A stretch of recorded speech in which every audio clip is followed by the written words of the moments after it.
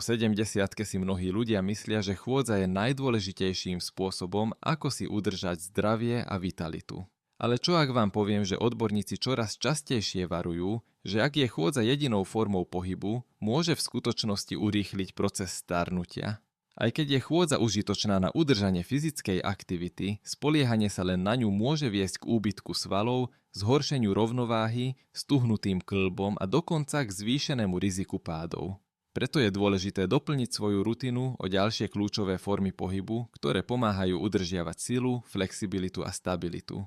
Ak chcete zostať silný, pohyblivý a nezávislý po mnoho rokov, je čas sústrediť sa na týchto 5 hlavných oblastí. Tieto jednoduché zmeny môžu zlepšiť kvalitu vášho života a pomôcť vám zostať dlhšie aktívnymi a bez bolesti. Skôr než budeme pokračovať, pozývam vás prihlásiť sa na odber môjho kanála, označiť toto video páči sa mi a zdieľať ho s priateľmi, aby sa aj oni naučili, ako zostať zdraví a aktívni v zrelom veku. Poprvé, flexibilita a mobilita, kľúč k zdravým kĺbom. S pribúdajúcim vekom sa kĺby prirodzene stávajú menej pohyblivými a každý pohyb môže byť výzvou. Ak je pre vás čoraz ťažšie zohnúť sa alebo otočiť hlavu, môže to byť znak, že vaša flexibilita klesá. Samotná chôdza neposkytuje dostatočné natiahnutie, ktoré kĺby potrebujú, aby zostali zdravé. Nedostatok flexibility môže viesť k stuhnutosti, bolesti a problémom pri každodenných činnostiach, ako je obúvanie topánok, viazanie šnúrok alebo dosahovanie predmetov vo vysokých skrinkách. Každodenné naťahovacie cvičenia, ako rotácie krku, krúženie členkov, naťahovanie rúk a jemné uvoľňujúce pohyby, sú mimoriadne dôležité na udržanie pohyblivosti. Okrem rozšírenia rozsahu pohybu tieto cvičenia zlepšujú krvný obeh, znižujú napätie svalov a uľahčujú pohyb. Ohnuté a pružné telo je odolnejšie voči zraneniam a správne naťahovanie môže pomôcť znížiť bolesti, ktoré sa často objavujú s vekom. Na začiatok stačí venovať 10 minút denne jemnému naťahovaniu, dostatočne na to, aby sa telo cítilo uvoľnenejšie, pohyblivejšie a pripravené na každodenné výzvy. Ak si nie ste istí, ako začať, môžete vyskúšať jednoduché cvičenia, ako je priťahovanie kolien k hrudníku, jemné naťahovanie rúk k stropu alebo krúženie ramenami. Postupom času sa vaše telo uvoľní, pohyby budú voľnejšie a každodenné aktivity jednoduchšie, čo výrazne zvýši kvalitu života. Flexibilita nie je otázkou veku, ale pravidelnej praxe. Po druhé, cvičenia na rovnováhu zaistia každý váš krok. Rovnováha sa prirodzene s vekom zhoršuje a strata stability je jednou z hlavných príčin pádov u starších ľudí. Štatistiky ukazujú, že pády sú jednou z najčastejších príčin zranení u seniorov a ich zotavenie môže byť dlhé a náročné. Mnohí ľudia nechápu, že rovnováha sa sama neudrží, vyžaduje pravidelný tréning a aktívnu starostlivosť. Chôdza, hoci užitočná, nerozvíja stabilizačné svaly, ktoré sú rozhodujúce pre udržanie rovnováhy. Tieto svaly, nachádzajúce sa v chodidlách, členkoch, bokoch a trupe, zohrávajú kľúčovú úlohu v stabilite. Keď tieto svaly slabnú, zvyšuje sa riziko neistých krokov a pádov. Preto je dôležité zaradiť do každodennej rutiny jednoduché cvičenia na rovnováhu. Cvičenia ako státie na jednej nohe, chôdza po imaginárnej priamke, jemné prenášanie váhy z jednej strany na druhú alebo používanie malých loptičiek na udržanie stability môžu výrazne posilniť svaly kontrolujúce rovnováhu. Aktivity ako pilates alebo tai chi sú rovnako veľmi prospešné, pretože podporujú kontrolované a vedomé pohyby, čím ešte viac zvyšujú pocit stability. Okrem prevencie pádov zlepšujú cvičenia rovnováhu aj celkovú koordináciu, reflexy a sebavedomie pri pohybe. Keď sa cítite stabilný a bezpečný, každý krok je ľahší a bez obáv z nehody. Ak chcete otestovať svoj stav rovnováhy, postavte sa pre istotu k stoličke alebo stene, zdvihnite jednu nohu a skúste udržať rovnováhu aspoň 10 sekúnd. Ak je to pre vás náročné, je to znak, že týmto cvičeniam musíte venovať viac pozornosti. Pri pravidelnom cvičení sa vaša rovnováha zlepší a každý krok bude istejší a stabilnejší. Tréning rovnováhy nie je možnosťou, ale nevyhnutnosťou pre samostatný život vo vyššom veku. Po tretie, Cvičenia na posilnenie svalov trupu chránia chrbticu a držanie tela. Silný trup nie je dôležitý len kvôli vzhľadu, ale je rozhodujúci pre udržanie stability, správneho držania tela a ochrany chrbtice. Trúp zahŕňa svaly brucha, chrbta, bokov a pánvy, ktoré spolu pôsobia ako stabilizátory tela pri každom pohybe. Keď tieto svaly slabnú, objavuje sa zhrbené držanie tela, bolesti chrbta a problémy s rovnováhou. Slabý trup zvyšuje aj riziko pádov a zranení a môže spôsobovať nepohodlie pri bežných činnostiach, ako je chôdza, vstávanie z postele alebo nosenie nákupov. Mnohí ľudia si neuvedomujú dôležitosť svalov trupu, kým nezačnú pociťovať bolesti alebo problémy s udržaním správneho držania tela. Ak si všimnete, že sa čoraz častejšie hrbíte, cítite nepohodlie v spodnej časti chrbta alebo máte problém dlhšie stáť rovno, môže to byť znak slabosti trupu. Našťastie posilnenie týchto svalov nevyžaduje návštevu posilňovne. Jednoduché domáce cvičenia, ako je sťahovanie brušných svalov v sede, jemné rotácie trupu, podsadzovanie panvy alebo most, zdvíhanie bokov v ľahu na chrbte, môžu byť veľmi účinné.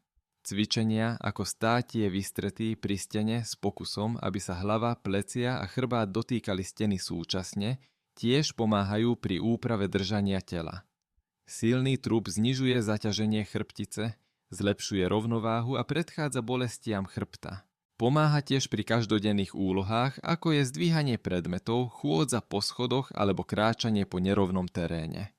Ak chcete otestovať silu svojho trupu, postavte sa vystretý k stene tak, aby sa hlava, plecia a pánva dotýkali steny. Ak je pre vás ťažké udržať túto polohu alebo cítite napätie, môže to naznačovať slabosť trupu. Začnite s jednoduchými cvičeniami a postupne zvyšujte intenzitu. Vaše telo sa vám poďakuje a správne držanie tela spolu so silnou chrbticou vám poskytne väčšiu slobodu pohybu a menšie riziko zranení. Po štvrté, pohyby s nízkou záťažou chránia vaše kĺby. S pribúdajúcim vekom sa kĺby prirodzene stávajú citlivejšími. Chrupavka, ktorá ich chráni, sa opotrebúva a kĺbová tekutina, ktorá umožňuje hladký pohyb, ubúda. To môže viesť k stuhnutosti, bolesti a zníženému rozsahu pohybu. Hoci je chôdza výbornou aktivitou na udržanie kondície, opakované pohyby a náraz chodidla o zem môžu časom spôsobiť záťaž pre kĺby, najmä kolená, bedrá a členky. Ak po prechádzke cítite bolesť alebo diskomfort v kĺboch, môže to byť znak, že vaše kĺby potrebujú zvýšenú pozornosť a ochranu. Preto je dôležité zaradiť aktivity s nízkou záťažou, ktoré znižujú tlak na kĺby, ale zároveň podporujú silu, mobilitu a krvný obeh. Plávanie je jedným z najlepších príkladov. Voda podopiera hmotnosť tela, čím znižuje zaťaženie kĺbov a zároveň umožňuje posilňovať všetky svalové skupiny.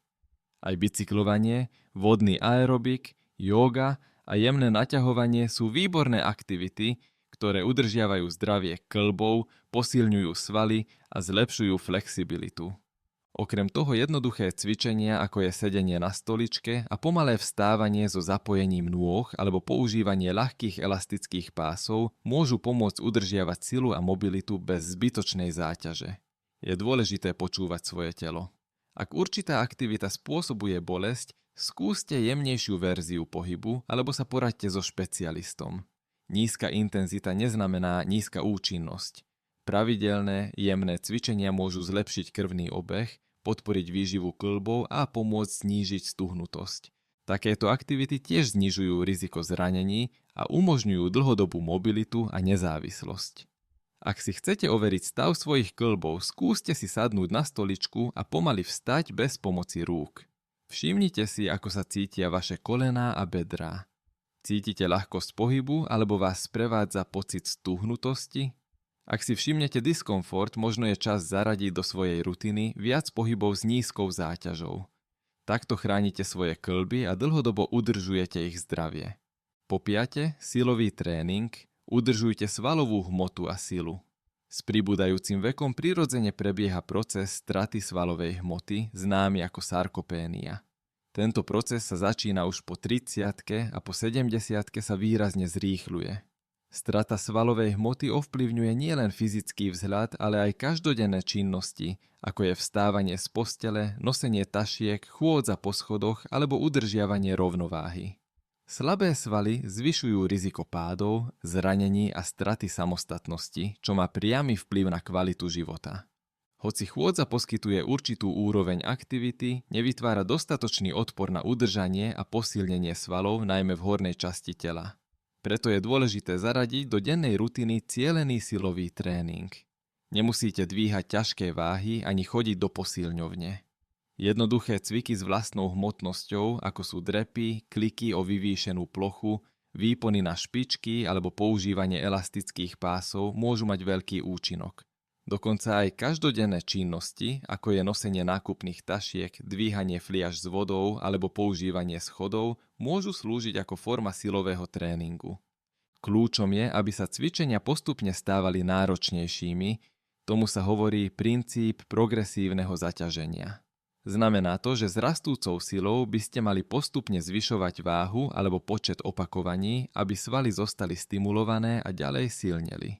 Pravidelným silovým tréningom si nielen udržíte svalovú hmotu, ale tiež zlepšíte rovnováhu, stabilitu a celkové zdravie kostí.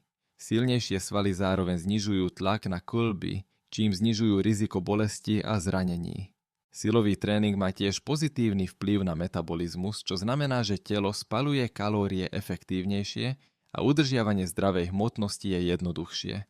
Okrem toho je dokázané, že pravidelný silový tréning zlepšuje duševné zdravie, znižuje stres a zlepšuje náladu. Ak chcete otestovať silu svojho tela, skúste si viackrát za sebou sadnúť a vstať zo stoličky bez použitia rúk. Ak je to náročné, je to znak, že je čas posilniť svaly. Dobrou správou je, že nikdy nie je neskoro začať. Aj ľudia v 70-ke a 80-ke môžu pravidelným silovým tréningom zlepšiť svoju silu a kvalitu života. Pamätajte, silné telo znamená aj väčšiu nezávislosť. Začnite pomaly jednoduchými cvikmi a postupne budujte svoju silu. Každý krok k posilneniu svalov je krokom k dlhšiemu, aktívnejšiemu a zdravšiemu veku. Ak ste sa doteraz spoliehali len na chôdzu, aby ste zostali vo forme, možno ste si ani neuvedomili, koľko viac vaše telo potrebuje ako len pohyb. Po 70-ke spočíva kľúč k udržaniu zdravia a samostatnosti v širšej škále aktivít. Od zachovania flexibility a rovnováhy, cez posilnenie stredu tela až po ochranu kĺbov a udržanie svalovej hmoty. Je dôležité pamätať na to, že telo nikdy nie je príliš staré na pokrok. Bez ohľadu na vek môžete vždy zlepšiť svoju silu, rovnováhu a mobilitu. Každá malá zmena môže priniesť veľký rozdiel. Začnite ešte dnes, vaše telo sa vám poďakuje. Ktorá z týchto oblastí je pre vás najdôležitejšia? Všimli ste si zmeny vo svojej sile, rovnováhe alebo mobilite? Podielte sa o svoje skúsenosti v komentároch. Radi počúvame, ako plánujete uplatniť tieto rady vo svojom každodennom živote. Vaše príbehy nás inšpirujú k tvorbe obsahu, ktorý vám pomáha. Ak sa vám toto video páčilo, dajte like, odoberajte kanál a zdieľajte ho s ostatnými. Ďakujeme za sledovanie a vidíme sa v ďalšom videu.